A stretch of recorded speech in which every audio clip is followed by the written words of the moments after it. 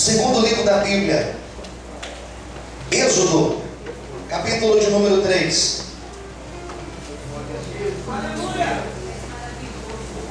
Êxodo, capítulo de número 3. Quantos precisam abrir a voz do Senhor? Diga amém. Olha, que Deus me ajude a transmitir aquilo que Ele já pôs no meu coração. Deus me ajude mesmo. Se prepare, porque Deus tem algo especial para você hoje. Estou numa expectativa muito grande daquilo que Deus fará neste lugar.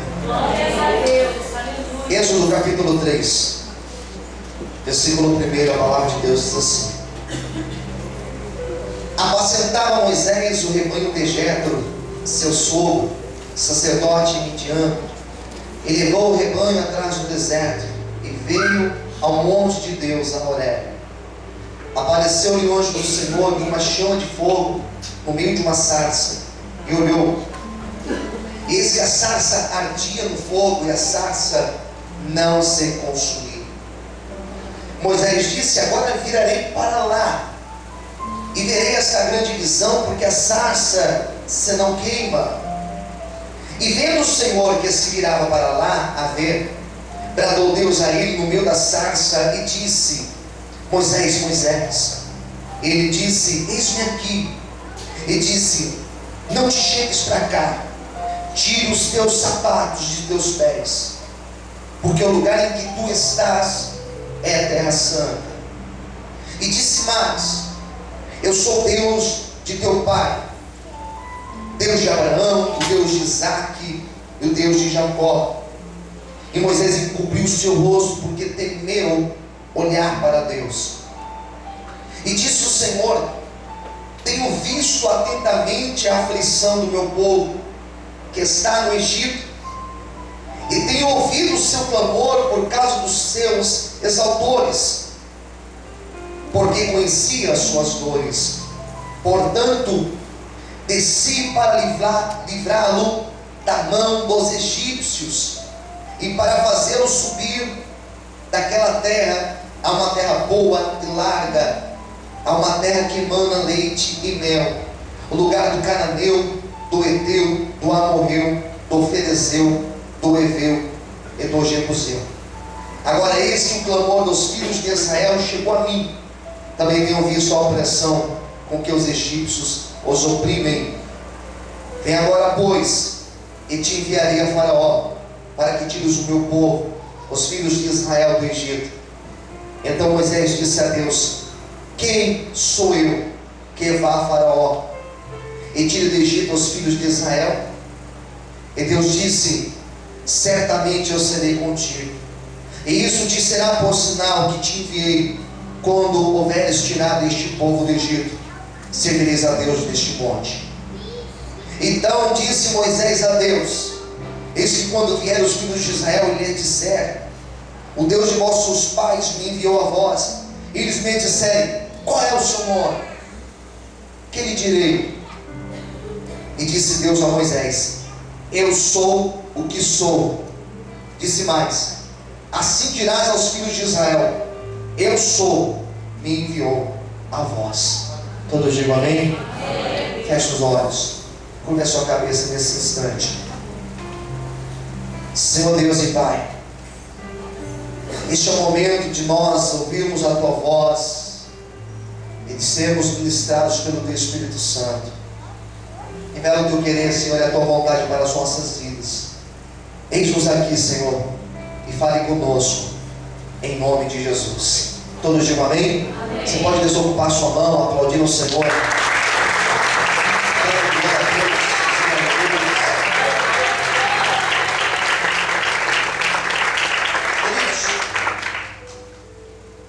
Pensar na vida de Moisés e falar dele em meia hora de pregação, 40 minutos, é um negócio muito difícil para qualquer pregador. Mesmo porque Moisés foi um homem que viveu 120 anos. Tem gente que achou que a Hebe Camargo viveu muito, né? 83 anos. Mas Moisés viveu 120 anos. E esses 120 anos da vida dele foram anos que, desde o seu nascimento até a sua morte, nós temos relatos. E isso não é comum isso na Bíblia.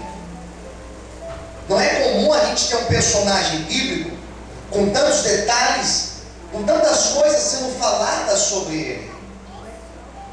O nome de Moisés, ele é mais citado na Bíblia do que o próprio nome de Jesus. Para você entender a grandeza da história deste personagem aqui que eu estou ousando pregar em meia hora. Então Moisés foi um homem que, desde o nascimento, desde o seu primeiro dia de vida até o seu último momento de vida, o relato lá de Deuteronômio, no último capítulo, quando ele não morre como um homem normal, ele é levado por Deus. A gente percebe que em toda a história da vida dele, em todos os instantes da vida dele, existiu um operar, existiu uma intervenção de Deus, existiu algo de Deus acontecendo na vida dele. Conforme você vê a história de Moisés acontecendo, você percebe que Deus, ele acontece junto com a vida de Moisés. O manifestar, o operar, as revelações de Deus, a maneira que Deus se mostra através de Moisés e na vida de Moisés. Então são 120 anos, e eu estava pensando, e eu dividi esses 120 anos, eu dividi em 3 partes. Quantas partes eu disse? 3 partes. Eu faço isso para a gente ver se você está acordado. São 3 partes, são 3 momentos. De 0 a 40 anos, de 40 a 80 anos, de 80 anos a 120 anos. De 0 a 40, a primeira fase de Moisés, do seu nascimento e toda a sua formação dentro do palácio de Faraó, lá no Egito. Dos 40 aos 80 anos, ele se nega a ser chamado filho da filha de Faraó, ele sai do palácio egípcio, casa-se com uma mulher e vai morar nas terras de Jetro, seu sogro. 40 anos ficou lá. E depois ele sai da casa de Jetro, enviado por Deus até Faraó para libertar o povo. Eles passam 40 anos caminhando no deserto. E assim que eu dividi o meu pensamento, assim que eu dividi a minha pregação, eu comecei a pensar da maneira que ele foi caminhando com Deus, da forma que Deus foi se mostrando para ele. No primeiro momento, desde o seu nascimento, diz a Bíblia que o Faraó daquela época era um homem que, com a morte de José, eu preguei sobre José semana passada, que com a morte de José vem um novo Faraó, e esse novo Faraó, ele não sabia da aliança que José, governador do Egito, tinha com o povo hebreu. Ele não sabia de nada disso. Mesmo porque o povo hebreu era um povo de 70 pessoas na época de José. E esse povo cresceu muito, se multiplicou muito. E esse novo Faraó, ele começa a olhar para este povo com um olhar assustado. Porque ele percebe que era um povo que crescia, multiplicava, era um povo muito fértil. Eu acho tremendo isso, irmãos, porque até debaixo da opressão, o povo de Deus é um povo que cresce, é um povo fértil, é um povo que se multiplica. Isso é tremendo. E foi assim, ele então começa a perseguir os hebreus, ele aumenta o trabalho dos hebreus, ele faz com que as mulheres, as parteiras, elas matassem os filhos homens que nascessem dos judeus. E Moisés nasce nesta época. Moisés nasce nesse momento de perseguição. Parece até uma espécie de Cristo. Parece até uma espécie de Jesus, porque na época de Jesus também existia isso. Então Herodes queria matar os meninos que nascessem. E a Bíblia vai dizer que com o nascimento ele estava correndo risco. Ele estava condenado a morrer. Mas toda a condenação de morte, toda a sentença de morte que existia sobre Moisés, não prevaleceu, porque na vida de Moisés existia uma promessa de glorifica ao Senhor, irmãos, porque pode existir sentença de morte, pode até existir maldição hereditária, pode até existir praga que alguém enviou, mas sobre a promessa de Deus nada pode impedir. Ninguém impede as promessas do Senhor para a nossa vida. Pode ser que alguém fez um despacho, pode ser que alguém desejou meu mal, mas se tem promessa de Deus na nossa vida, a promessa de Deus é maior e ela quebra tudo isso. Quem pode glorificar o Senhor e exaltar a Deus por isso nessa noite? A promessa de Deus é maior. Diga para quem está ao seu lado, a promessa de Deus é maior na tua vida. Então, ele nasce, ele fica na casa da mãe dele por 3 meses escondido, e quando ela viu que não tinha mais como esconder o menino, então ela teve a ousadia de pegar o menino e colocar num cesto de vinho, betumar o cesto, botar o menino dentro e colocar ele nas águas do Nilo. E ali eu vejo a mão de Deus guiando aquele cesto. Eu vejo que Deus honrou aquela mulher. A mãe de Moisés se chamava Joquebede. E Joquebede significa Deus é a minha honra. Quero hoje profetizar em nome de Jesus. Levanta a mão direita para o céu. Eu quero nessa noite profetizar que a honra de Deus, ela virá para a tua vida. Eu quero abrir um parênteses aqui na pregação para profetizar isso. A honra de Deus, ela virá na tua vida, em nome de Jesus. Amém, queridos? Pode ser que hoje você esteja em alguma situação de vergonha, só que a honra de Deus, ela virá sobre ti em todas as áreas, diz o Senhor para você nesta noite. No lugar de vergonha, o nosso Deus ficou para a honra. Quem pode aplaudir? Quem pode exaltar? Quem pode glorificar?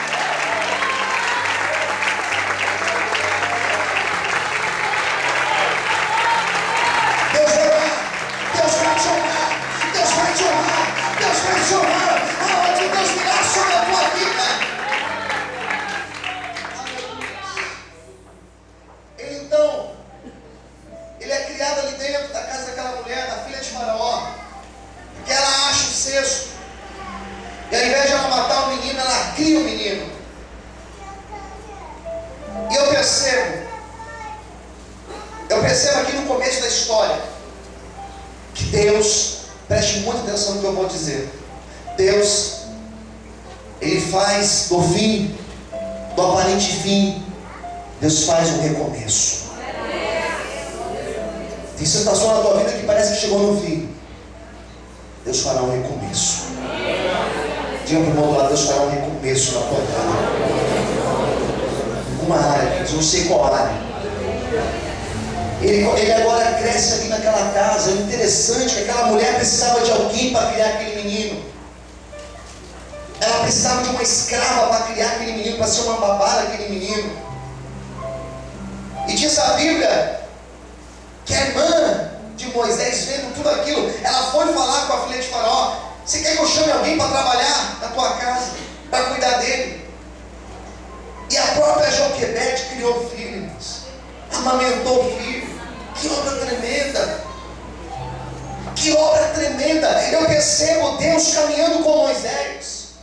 Eu percebo Deus desde o começo se mostrando um Deus zeloso e cuidadoso com Moisés. Semana passada nós cantamos uma música linda aqui domingo. Domingo passado nós cantamos uma música que diz: Deus cuida de mim. Eu quero que você entenda que Deus verdadeiramente, Ele cuida de você. Amém? Deus cuida de você. Deus sabe das tuas necessidades. Esses dias aqui eu recebi uma imagem pela internet. Eu achei aquela imagem maravilhosa. Eu devia ter copiado. Era uma imagem, para você entender a imagem que eu recebi, era uma imagem de um cara sentado numa mesa ali, uma calculadora, fazendo um monte de contas, desesperado, arrancando os cabelos, todo preocupado com as contas, com as dívidas, com os problemas. E na janela assim daquele lugar onde estava aquele homem, o desenho daquele homem, 2 passarinhos, um olhando para o outro, falando assim: por que será que ele está tão preocupado? Daí o outro passarinho respondeu: deve ser que Deus não cuida dele como ele